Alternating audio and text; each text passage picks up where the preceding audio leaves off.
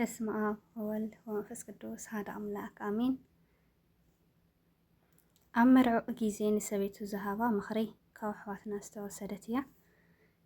ፍቕረይ ካብ ሎሚ ንድሓር ንስኺ ንዓይ ናይ መንባረይ ትርጉም ኢኺ። ካብ ሎሚ ኣብ መንጎይን ኣብ መንጎኽን ዝኾነ ዓይነት ምስጢር የለን፣ ሕብእብእ ዝበሃል የለን። ንስኺ ናይ ህይወተይ መሰረት ናይ ግርማይ ዘውዲ ኢኺ። ለባም ሰበይቲ ንስብኣያ ዘውዲ ወይ ከዓ ኣኽሊል ናይ ርእሲ መልክዕ እያ። ነውራም ሰበይቲ ግና ኣብ ኣዕፅምቱ ከም ቁንቁን ዝበልዐ እዩ ትገብሮ። ምሳሌ ምዕራፍ 12 ፍቕዲ 4 ፍትውተይ ቀደም ንእሽተይ ነይረ ሕጂ እውን ህፃን ክኸውን እየ። ትዝ ይብለኒ ህፃን ከለኹ ምግቢ በሊዐ ድየ ወይ ስጠምየ ተኾይነ ትፈልጥ ኣደይ ወላዲተይ እያ ነይራ። ንኮ ካብ ድቃሰይ ተበራብረኒ ኣደይ እያ ነይራ። ካብ ጊዜ ቅድሚ ምውፅአይ ዝተኻኸል ነገር ኣስተኻኺላ ዝጎደለኒ መሊኣ ተፋንወኒ ኣደይ እያ ነይራ። ካብ ሕጂ ግና ኣደይ ንስኺ ኢኺ። ካብ ሕጂ ናተይ ድኻመይ ጎኒ ትፈልጥ ካልኣይ ኣደይ የብለይን። ካብ ሕጂ ጥሜተይ ጽምአይን ትፈልጠለይ ካሊእ ኣደይ የብለይን። ርኢኺ ፍቕረይ ቆልዓ ከለኹ ዝኾንኽዎ ኩሉ ዘጋጠመኒ መጽየ ንኣደይ እየ ዝነግራ ነይረ። ንሳ ድማ ምስጢረይ ንዝኾነ ሰብ ነጊራትለይ ኣይትፈልጥን። ስለዚ ሕጂ ድማ ኣደይ ንስኺ ኢኺ ምስጢረይ ዝነግረኪ ንዓኺ ጥራይ እየ። ንዝኾነ ሰብ ምስጢረይ ኣይትናገሪ። ቆልዓ ከለኹ ብዙሕ ነገራት ፈጺመ እየ ናይ ነገር ቆልዓ። ኣደይ ድማ ንግዚኡ ተቆጢዐኒ፣ ግና ምቁጣዕና ንግዚኡ እዩ ቀልጢፋ ሕድገት ትገብረለይ እሞ እንዳስሓቅኩ እዚ ወደይ ከምዚ ኣይትግበር ኢላ ቀስ ኢላ ትምዕደኒ። ሕጉስ ልቢ ገጽ የበርህ ናይ ልቢ ሓዘን ግና መንፈስ ይሰብር። ምሳሌ ምዕራፍ 15 ፍቕዲ 16 ፍቕረይ ምናልባት ንዓኺ እውን ከኾርየኪ ይኽእል እየ። በጃኺ ግን ቀመታ ኣይትሓዚ። ልብዚ መልሲ ንቁጥዐ የህድኦ ተሪር ቃልጋን ንቁጥዐ የልዕሎ። ምሳሌ ምዕራፍ 15 ፍቕዲ 1 ጥፍኣተይ ጉለተይ ግና ርኢኺ ስቕ ኣይትበሊ። ብልዝብ ምኽሪ ሃበኒ ኣነ ድማ ተቐቢለ ምኽር ክኸውን እየ መዓረይ። ንዴት ጸርፊ መራር ፈጺምና ካባና ነርሕቆ ዝያዳይ። ኩሉ ምረት ንዴት ቁጥዐን ህውከት ጸርፍን ካባኻትኩም ኣርሕቑ። ኤፌሶን ምዕራፍ 4 ፍቕዲ 31 መዓረይ ናብቲ ምዉቕ ናይ ሓዳር ጾታና ቅድሚ ምኻድና ደጊመ ደጋጊመ ዘመኸረኪ ነገር እንተሃልዩ ናይ ሰብ ዘረባ ብፍጹም እዝኒ ኣይትሃብዮም። እቲ ንሳቶም ብሕቡእ ዝገብርዎ ንምዝራብ ከዓ ዝሕፍር እዩ። ኤፌሶን ምዕራፍ 15 ፍቕዲ 10 ኤፌሶን ምዕራፍ 5 ፍቕዲ 12 ንገዛኺ መሲልኪ ጥራይ ኪዲ። ካብ ሕጂ ንድሓር ንዓኺ ካባይ ዝቐርብ ሰብ የብልኸን። ኣነ ካሊእ ኣካልኪ እየ። ወለድኩም፣ ኣሕዋትኩም፣ ኣዝማድኩም፣ ኣዕርኽትኹምን ካባኻትኩም እውን ገላውትኹምን ክቐትሉ እዮም። ሉቃስ ምዕራፍ 21 ፍቕዲ 16 ንስድራና እውን ይኹን ብናተይን ብናትክን ስምምዕ ሓገዛት እንተሃልዩ ንሓግዞም። እንተዘይኮይኑ ንሶም ኣብ መንጎየን ኣብ መንጎኸን ከኣትዉ ክንፈቅደሎም የብልናን። እቲ ምእንቲ ቃል ኣምላኽ እውን ከምዚ እዩ ዝብል ዘፍጥረት ምዕራፍ 2 ፍቕዲ 24 ስለዚ ሰብኣይ ካቡኡን ኣዲኡን ይሕደግ፣ ምስ ሰበይቱ ከዓ ይጣበቕ፣ ሓደ ስጋ ደይማ ይኹኑ። ፍቕረይ ናይ ብዙሓት ሰባት ሓዳር ዝፈረሰ ናይ ቤተሰብ ግዳይ ምእንቲ ናይ ጎረቤት ነገር ምርኣይን ዓርክን መሓዛን ምብዛሕ እዩ። ስለዚ ነዞም ኩሎም ዝበልኩኺ ሓልው እዮም ዝኾነ ሰብ ብዛዕባይ ሕማቕ ነገር ክዕልለኪ ክዛረበኪ ፍቓደኛ ኣይትኾኒ። ብፍላይ ብድሕራይ ኣብ ኣነ ዘይብሉ እዋን ከምዚ እዩ ዝገብር ዝብሉ ሰባት ካሊእ ቃላት ክዛረቡኺ ሰብ ኣይትስምዒ፣ ቦታ ኣይትሃብዮም።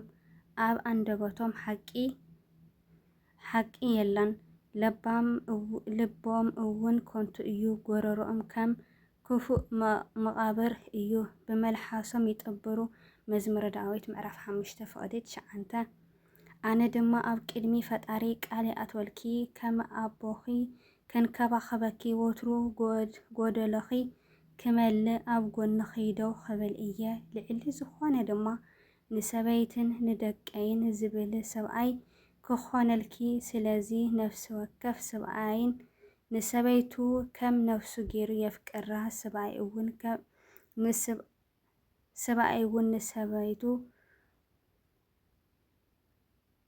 ሰበይቱ እውን ንሰብኣያ ተኽብሮ። ኤፌሶን ምዕራፍ 5:33 ከም ዝብለና ቃል ይኣቱ ናብዚ ዝተቐደሰ ክብሪ የብቅዐና። ናይዚ ሰብኣይ ምኽሪ ደስ ዝብለኩም ሼር ብልዎቱም ዘይተመራዕኹም ከም ምኽሪ እንቱም ዝተመራዕኹም ድማ ከም መዘኻኸሪ ይኾንኩም። ፍቕረይ ይሰስን ሓዳር ይባረኽ እግዚአብሔር ኣምላኽ ዘይውዳእ ፍቕሪ ይሃብኩም ኩልኩም ቅዱሳን ብጸሎቶም ኣይፈለኹም ኣይፈለየና ኣሚን። ብሓቂ ኣብ ሓዳር ኣብ መንጎ ዝኾነ ግጭት ክመጽእ ከሎ ባዕልና ተሰማሚዕና ክንሰግሮ ከም ዘለና ተማሂረ ማለት እዩ።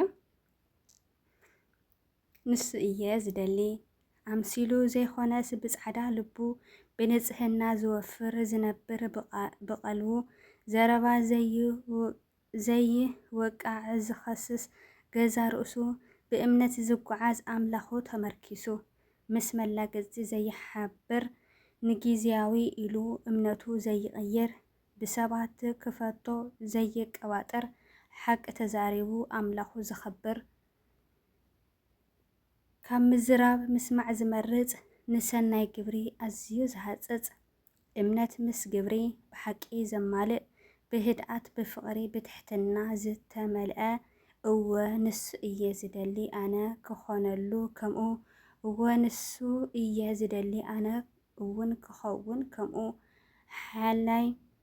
ሓላይ ስድርኡ ዓምዲ ሰረት ገዛ እንኳዕ ናተይ ኮንኻ ኣዳመይ ጥዑም መዓዛ ክበር ንበረለይ ኣዳመይ ጎይታ ገዛ ንዓኻ ሂቡኒ ኣምላኸይ ጥዑም ላዛ ንዓኻ ሂቡኒ ኣምላኸይ ጥዑም ላዛ ተስፋ ዘስንቐኒ ከደምቕ ፍሽኽታይ ካባይ ንኸይርሕቕ ይጠራጠር እየ ብስክፍታ ንህያበይ ክብሎ ህያብ ክብሪ ንጉስ ልበይ ምስ ዕድመይ ንኹሉ ዝወርስ መዓዛ ህይወተይ ናይ ፋና ዝቐየስ መዓዛ ህይወተይ ናይ ፋና ዝቐየስ በቃ እሱ እየ ዝደሊ ክሰምረለይ ትምኒተይ በቃ እሱ እየ ዝደሊ ክሰምረለይ ትምኒተይ ንነብሱ ኣኽቢሩ ንዓይ እውን ዝኸብር ኣምላኹ ኣሚኑ ንንበር ዝብለኒ ንባዕሉ ኣመስጊኒ ዝብለኒ ተስፋ ሰኒቑ ሓቦ ዘምህረኒ ኣምላኽ ከይርስዕ በርትዒ ዝብለኒ በቃ እሱ እየ ዝደሊ በቃ እሱ እዩ ዘቕንዐኒ በቃ እሱ እዩ ዘቕንዐኒ ክመርሐኒ ብናይ ፍቕሪ ጎደና ናብ የማን ዝመርሕ መንገዲ ጎይታና እዚ እዩ ትምኒተይ ፍቕረይ ናይ ክልቴና ብዘመናት ፍቕርና ክንነብር ሽምዓና ብዘመናት ፍቕርና ክነብርህ ሽምዓና ብዘመናት ፍቕርና ክነብርህ ሽምዓና እወ ንሱ እየ ዝደሊ ኣምሳል ዘይኮነስ ብጻዕዳ ልቡ ብንጽህና ዝወፍር ዘናብ ብቐልቡ ዘረባ ዘይወቅዕ ዝኸስስ ገዛ ርእሱ ብእምነት ዝጓዓዝ ኣምላኽ ተመርኪሱ እወ ንሱ እየ ዝደሊ مس ملاقت زي حبر نجيزاوي إلو أمنتو زي غير بسبات كفتو زي قواتر حق تزاربو أملاخو زخبر حق تزاربو أملاخو زخبر هو نس إياز دلي هو نس إياز دلي حيل سدرأو عمدي سارت جزا أنكو عناتي خونكا أدامي دعو معزا كبر نبر اللي أدامي قويتا جزا نعاخا زهبني أملاخ طعم لازا نعاخا زهبني أمدام طعم لازا هو نس إياز دلي هو نس إياز دلي ننبسو أخويرو نناي نعناي زغن عيلي زخبراني أملاخ أمينو ندبا زبلاني نبعلو أمسكينو نمسكن زبلاني تسفا سنقو حبو زمهراني تسفا سنقو حبو زمهراني أملاخي كيرسع برتع زخونني أملاخي كيرسع برتع زبلاني هو أنس إياز دلي